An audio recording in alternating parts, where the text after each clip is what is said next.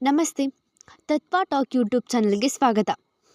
ನರೇಂದ್ರನಾಥ ದತ್ತ ಇವರ ಪರಿಚಯ ಯಾರಿಗೆಲ್ಲ ಇದೆ? ಸ್ವಾಮಿ ವಿವೇಕಾನಂದ ಎಂಬ ಹೆಸರಿನಿಂದ ವಿಶ್ವಪ್ರಖ್ಯಾತ ಆಧ್ಯಾತ್ಮಿಕ ನಾಯಕರಾಗಿರುವ ಇವರು 1863 ಜನವರಿ 12ರಂದು ಕೋಲ್ಕತ್ತಾದಲ್ಲಿ ಜನಿಸುತ್ತಾರೆ.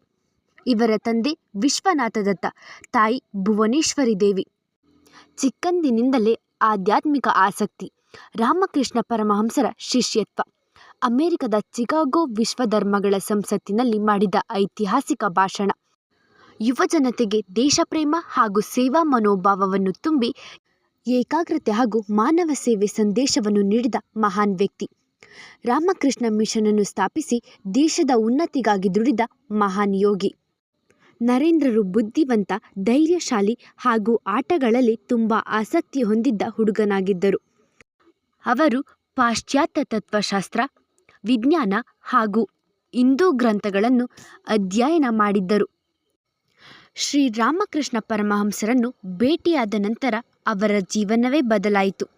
ಅವರ ಆಧ್ಯಾತ್ಮಿಕ ಗುರುಗಳಾದರು. ರಾಮಕೃಷ್ಣ ಪರಮಹಂಸರ ನಿಧನದ ನಂತರ ನರೇಂದ್ರರು ಸನ್ಯಾಸ ಸ್ವೀಕರಿಸಿ ವಿವೇಕಾನಂದ ಎಂಬ ಹೆಸರನ್ನು ಪಡೆದರು.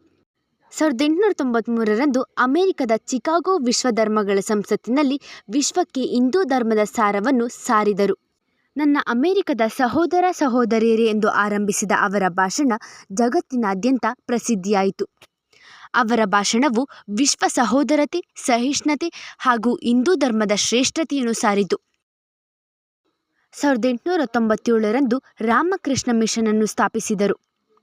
ಏಳಿ ಎದ್ದೇಳಿ ಗುರಿ ಮುಟ್ಟುವ ತನಕ ನಿಲ್ಲದಿರಿ ಎಂಬ ಘೋಷಣೆಯೊಂದಿಗೆ ರಾಷ್ಟ್ರೀಯ ಯುವಜನರನ್ನು ದೇಶಕ್ಕಾಗಿ ದುಡಿಯಲು ಪ್ರೇರೇಪಿಸಿದರು.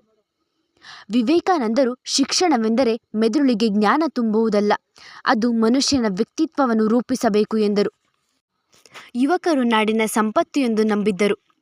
ಸಂಕ್ಷಿಪ್ತವಾಗಿ ಹೇಳಬೇಕೆಂದರೆ ಸ್ವಾಮಿ ವಿವೇಕಾನಂದರು ಅವರ ಜೀವನದ ಮೂಲಕ ದೇಶದ ಸಂಸ್ಕೃತಿ, ಶಿಕ್ಷಣ ಸೇವೆ, ಆಧ್ಯಾತ್ಮಿಕತೆ ಹಾಗೂ ದೇಶಭಕ್ತಿಯನ್ನು ನಾಡಿಗೆಲ್ಲ ತಿಳಿಸಿದರು. ನಂತರ 1902 ಜುಲೈ 4ರಂದು ಪಶ್ಚಿಮ ಬಂಗಾಳದ ಬೇಲೂರು ಮಠದಲ್ಲಿ ಧ್ಯಾನ ಮಾಡುತ್ತಾ ತಮ್ಮ 39ನೇ ವಯಸ್ಸಿಗೆ ನಿಧನರಾಗುತ್ತಾರೆ.